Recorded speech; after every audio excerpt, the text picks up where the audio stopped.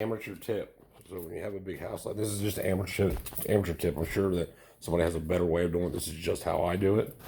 When you have a big house like this and there's a lot of area, a long area you have to cover with laminate flooring, you don't want to get to this wall and have, you know, a little thin strip here and then widen out, or vice versa. Or on that wall there, it's a longer wall. You would see it worse if it was to happen. How I do it is, I'm not saying this is the right way to do it, I'm just saying this is how I do it. To make sure that it's square with the house, I start in the hallway. That way when I go into each room, it's square with the hallway, which is hopefully square with the living room. Not always the case here in Tennessee. Matter of fact, it's really never the case.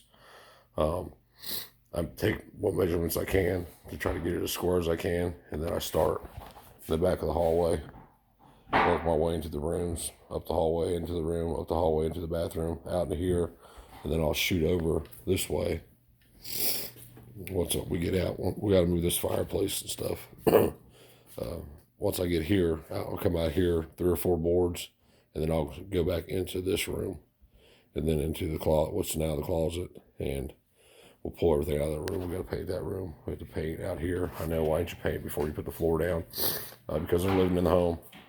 I don't want to tear the floor out and have them walking around on subfloor for the next week or whatever until we was able to paint it. So we'll just cover it up. It'll be fine. But amateur tip, start in the hallway.